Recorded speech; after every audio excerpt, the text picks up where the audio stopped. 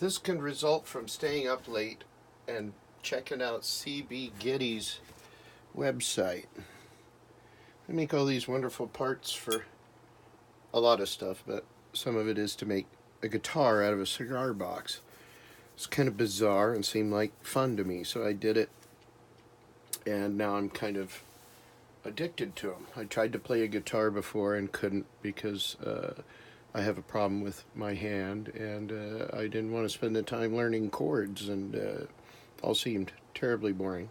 Anyway, fast forward many years later, and now I'm playing these bizarre things and learning, just learning. I've only been doing it a couple months. But this is my first acoustic build, and what it is just a basic pre-made neck with frets already installed, and I shaped it. It was just square on the back, and I'm not going to go into that right now. But anyway, the electronics are the thing behind this. I put in here a preamp, which is probably does the most benefit to this because of the equalizer and the boost. Then I put a 2-watt amp from these guys online. It's okay. It says it's a tone monster. I don't know about that. Through this little speaker, it's hard to get much tone. Through the amp, through a regular amp, it's a little better. But what it enables it to do is power its own speaker. You can't put the speaker too close to any of this because it'll feed back. So instead of trying to shield the speaker from this, I just separated them with an old lamp cord plugged into a light bulb adapter to a plug because it was round and small, and wired it through these jack plugs. I also installed what C.B.Gitty calls a Cigar Box pedal. It's meant to put in another cigar box and then plug in from one of these and then go to an amp. But I wanted to put it in here, so I put it in here. Because of the way it works and the way I wanted it to work, I wanted to be able to use the pedal without this, like plug a different guitar into it, and I wanted to be able to bypass this and use just the amp or go, basically clean. So I ended up putting different plugs on the back.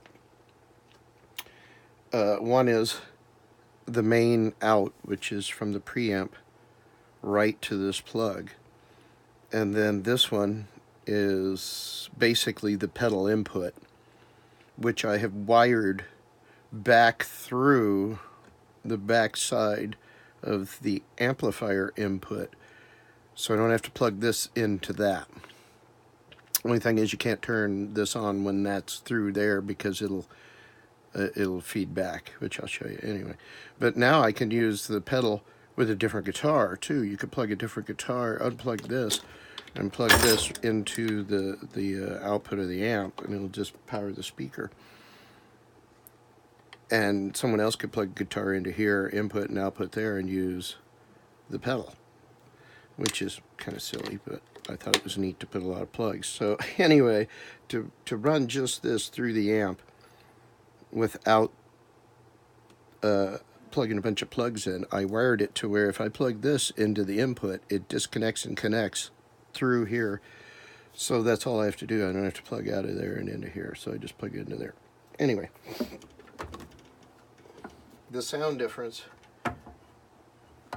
is really more with the equalizer. This does do pretty good distortion, but anyway, I'll show you. This is clean.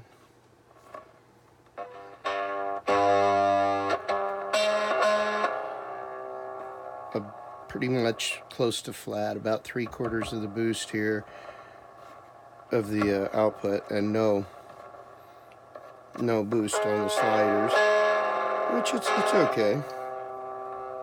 And this is 3/4 of it. So if we turn it to the first one, which is supposed to be boost, it does maybe a little bit. Changes it a little bit. not a whole lot. There's another dashpot adjustable in here, which they call the blue gain knob, which you got to do with a little screwdriver. I have it about a quarter of the way up. I found if I turn it up around half or above, it feeds back because too much power. So really, it doesn't do a whole lot in this situation. So that's the bass. First one is boost. The second one is called blues. So it puts a little, there's bypass.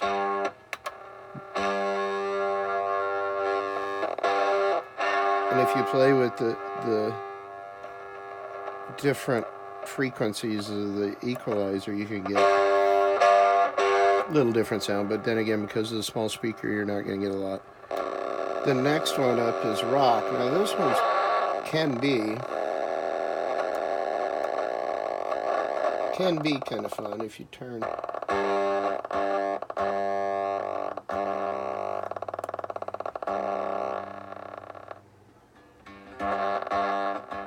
You can get what I think is going to be some usable distortion out of it. Now the third one, the fourth one, metal is really a bit. You've got to turn everything